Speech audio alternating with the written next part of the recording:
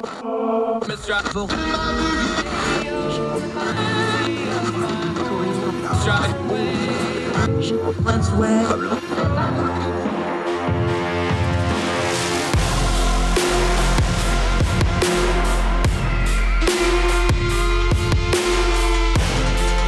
your host, Andrew Donaldson.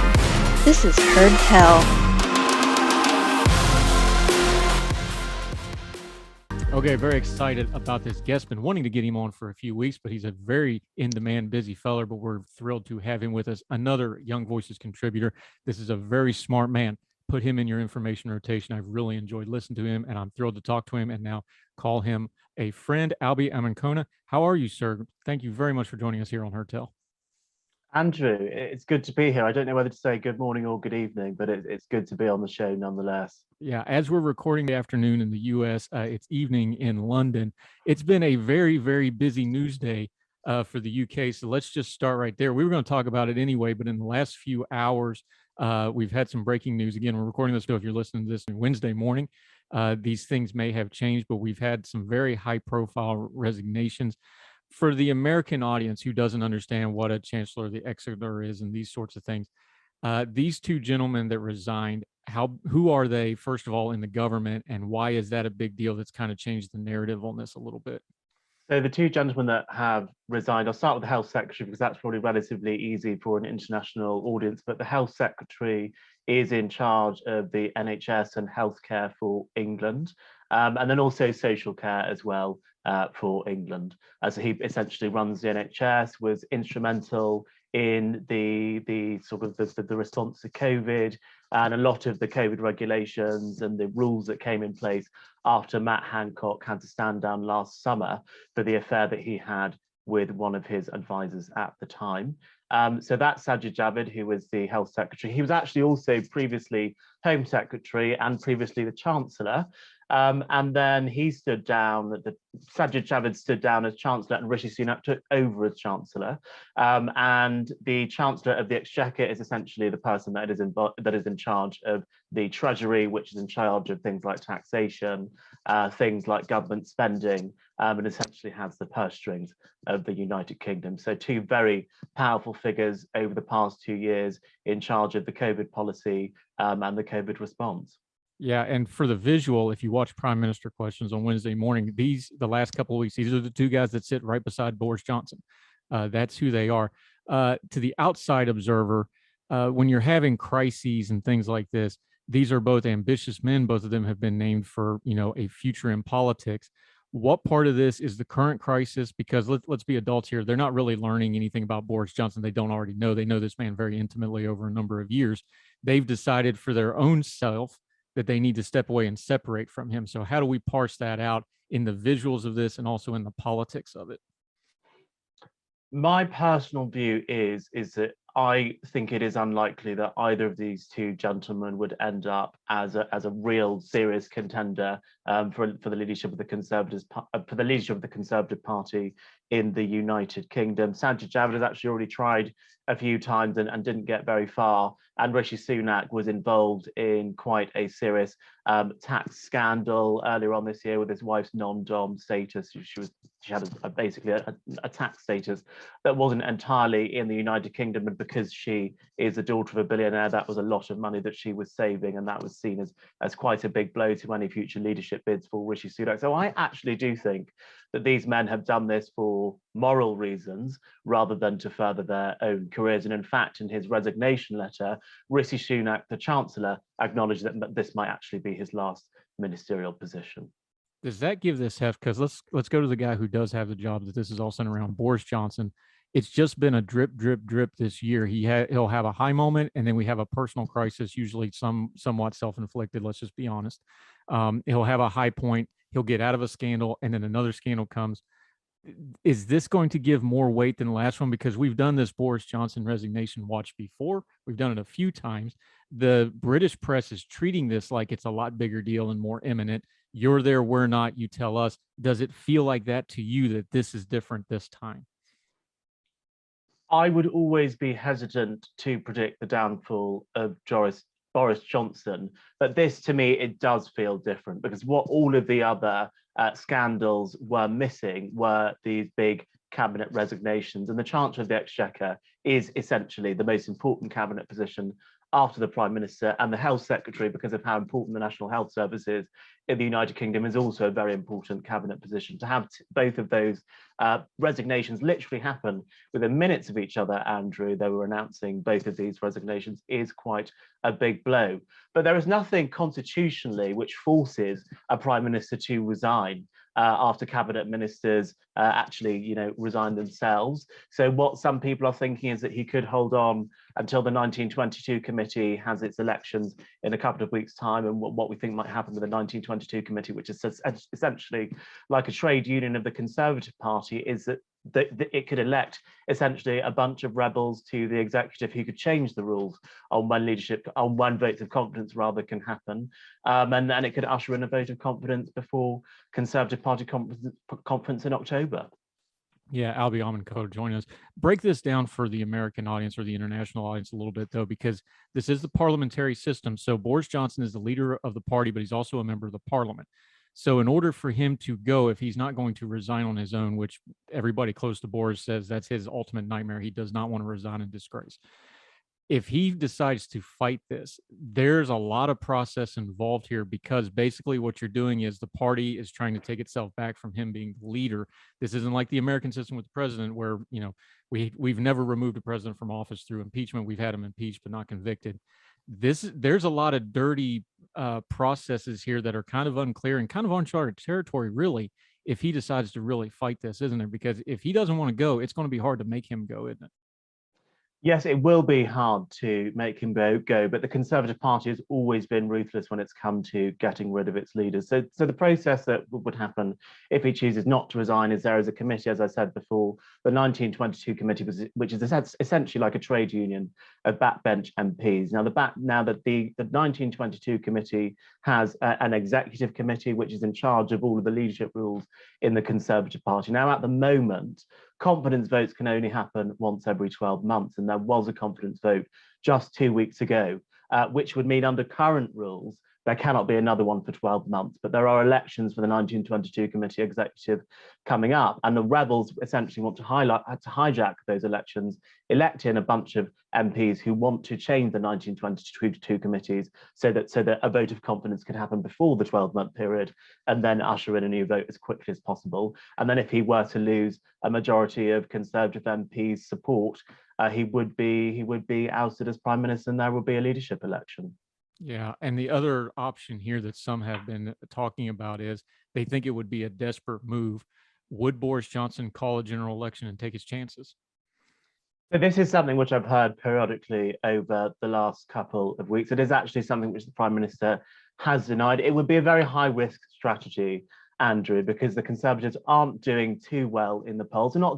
It's not sort of a 1990s level of polling disaster that we saw with Tony Blair and Sir John Major, but we are, a good 7 or 10 points behind Labour in the polls, really quite consistently now for a couple of months. So it wouldn't seem to me to be an electorally prudent decision to go to the electorate right now to vote in a general election. We've already had many since Brexit, really, since 2015. I think there have been 3 general elections, and we don't need a 4th one.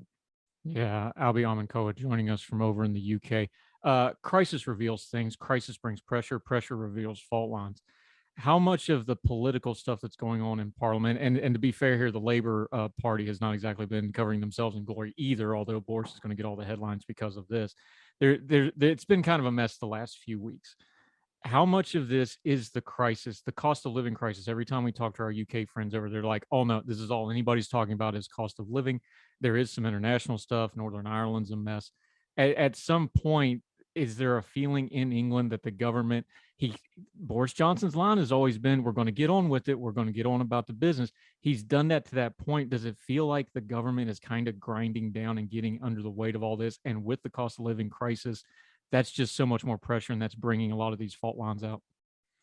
Undoubtedly, the biggest issue facing the British people at the moment is the cost of living crisis. We've got inflation at 9.5%.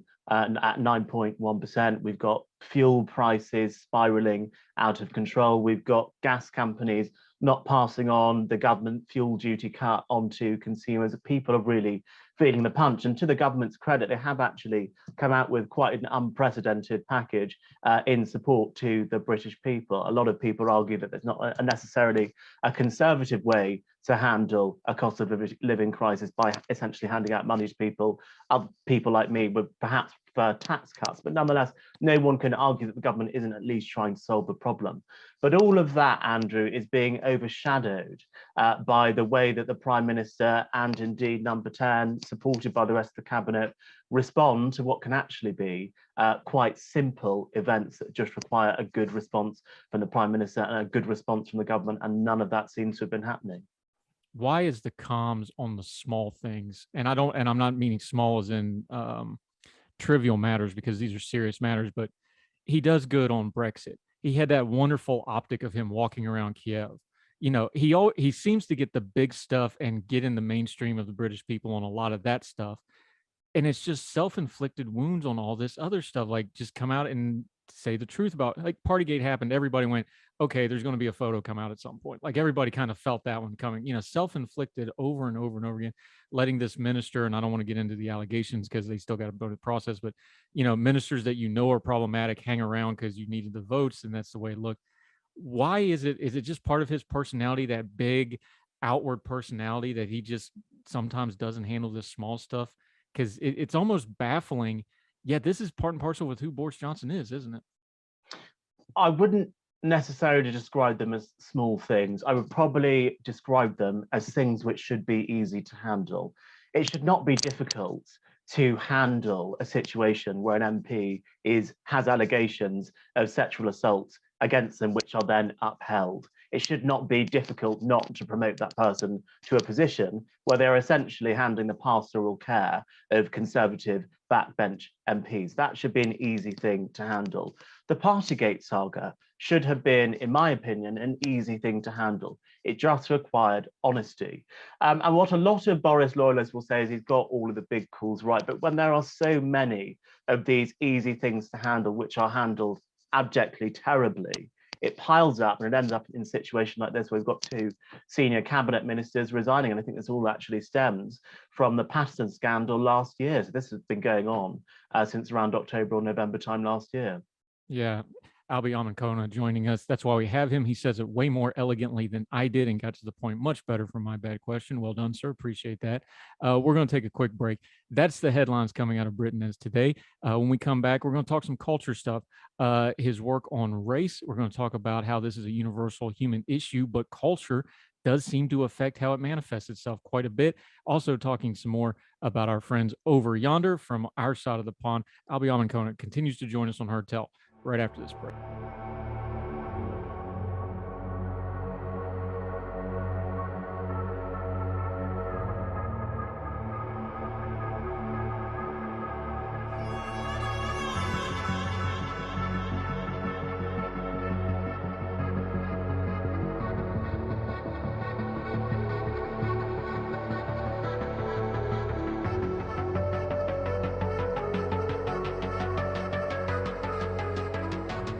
Welcome back to Heard Tell. Albie Amankona, great man who has a great insight on things. He's done a lot of media in the UK, probably not as familiar to an American audience. Please make sure you're following him. He is a graduate of London School of Economics, really sharp fellow. Okay, I want to talk about the race stuff, but let's start with the organization you've been working with. Carve, just way of introduction, just explain to people what that is and why you saw a need for that with your colleagues that do that with you. Absolutely. So I founded Conservatives Against Racism 2 summers ago with some fellow Conservative Party activists, really as a response to the Black Lives Matter movement in London and how we felt that that whole race relations debate was not being conducted in the most constructive way.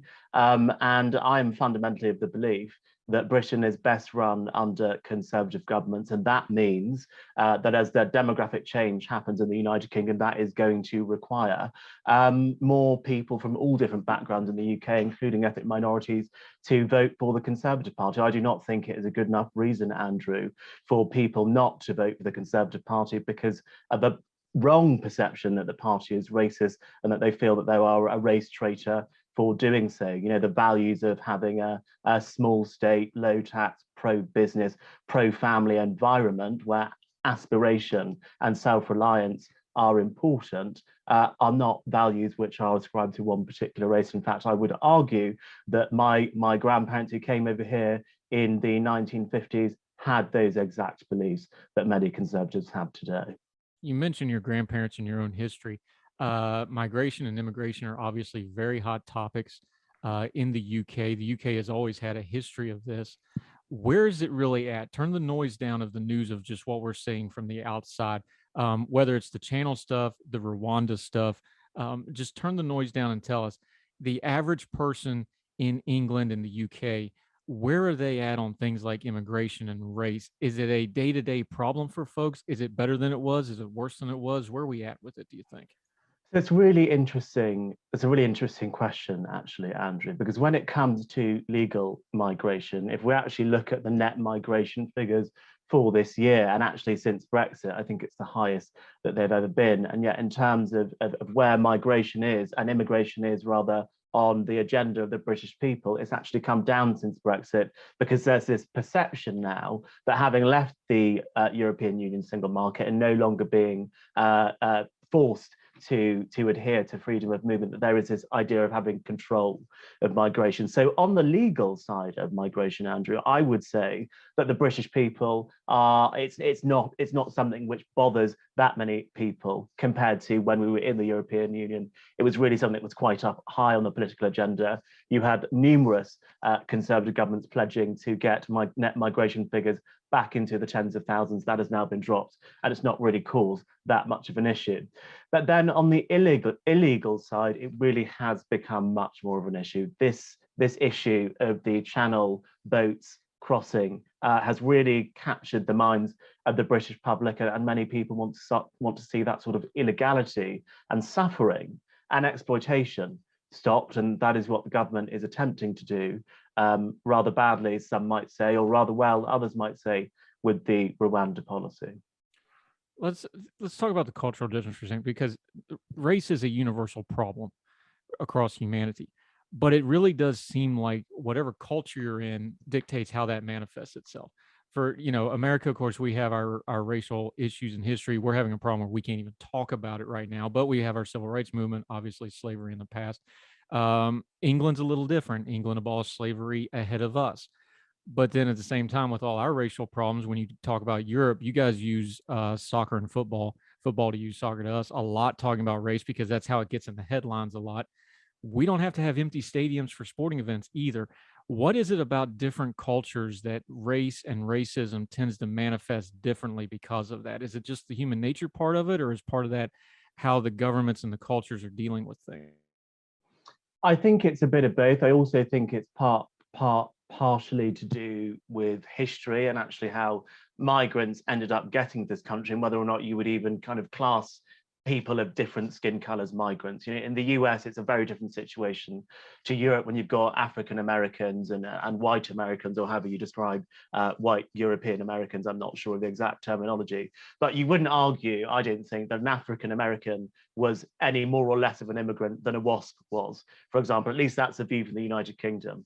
Whereas in Britain, of course, all Black people that live in Britain are sort of 2, 3, 4 generations from being migrants. So I say that my grandparents came here in the 1950s. So I think the history of Europe and the history of America is very different. We also didn't have slavery here on British shores, even though, of course, we were major beneficiaries from the slave trade. We didn't actually live with slaves in Britain in the same way that you did in the South in America. So a lot of those segregation laws which were in place in the US, which held, I guess, African Americans back, didn't exist to the same extent in Britain. So I think the history of how immigrants got to this country, or how people of darker skin tones got to Britain and got to America is a key differentiator in how race manifests today.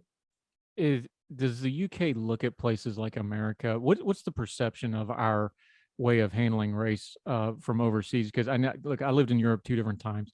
The perception is different, that we just have a different kind of race problem in America. What is it right now? What's the perception? You mentioned the Black Lives Matter protests. There's been other things.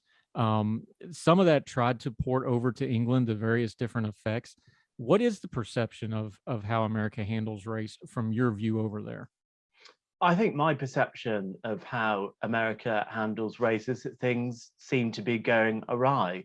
On one side of things, on the left wing of politics, the sort of democratic view, you've got critical race theory infiltrating, what used to be quite a peaceful and reasonable civil rights movement, and it's turned it into this movement where the going mentality is that all white people are racist and that there is absolutely nothing that any Black person can do as an individual to rid themselves of this structure of racism which has been created around them, and everything to do with American society holds that back.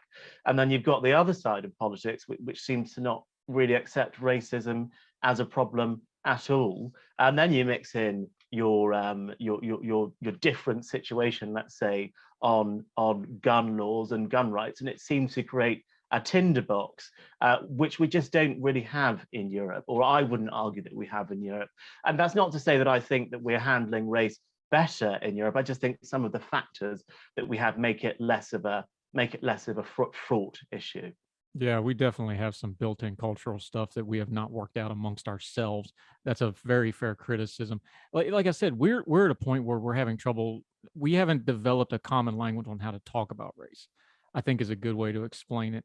And I don't know that we're anywhere close to doing that, but we're going to keep working on the issues. There's one thing you did with this organization that I found really interesting. There's plenty of great organizations. They talk, they advocate, they do social media. Y'all took it one step forward. You're getting people to put their names on what you're trying to do. And I'm talking MPs, members of parliament. That would be the equivalent to our Congress people. Why is it important to you and your organization? It's right on the front page of your website. Why is it so important for you to get them to put their names on it, to get them to commit to these principles, put their faces on it? Race is one of those things where getting accountability for it is really, really hard, but you seem to make it a center point of what you're trying to do. I find that admirable. Why is that important to y'all, though? It's important to have buy-in, I think, from across the Conservative Parliamentary Party with any political organization that you are running, whether or not that is an organization which is calling for lower taxes. I'm involved in lots of those, or organizations which are calling for better trade relations with the US, like Conservative Friends of America are doing a very good job of doing that, or a grouping around solving the problem of race relations and selling that conservative dream of aspiration, hope, and pride in country to ethnic minorities across Britain. It's important to get that parliamentary buy-in, because ultimately it is parliamentarians who are the people who are in the position to be making those arguments in Parliament and changing laws and passing legislation. And actually, earlier on this year, the government released its response to what was seen as quite a controversial report on race relations, the Sewell report. The Inclusive Britain strategy came out earlier on this year, and there are 76 policy actions which are going to be taken forward and implemented over the rest of this Parliament. So if you do get MPs bought in on your mission, you can make real change, and that is something that we were campaigning the government to do for a long time. One thing that and the left and the right's a little differently over there, but just for the sake of common discussion, one thing the left in America has done better than the right has when it comes to things like race is understanding that you just cannot talk about race without talking about economics and cultural things. What is it in the Conservative Party over there? You mentioned things like lower taxes. Obviously, the cost of living situation is just crushing everybody right now. That's on everybody's mind. This would seem like the perfect moment to educate folks of like, look, it's indisputable that racism changed, the perceptions of racism changed based on economic strata. People look at poor people of race differently than rich people of race. Is this not a moment where, even though we're having a crisis, we should take it and make it a teachable moment and go, look, you have to talk about economic and policy when you talk about race. They've got to go hand in hand. Is that something that conservatives are going to be able to do in the near future, do you think?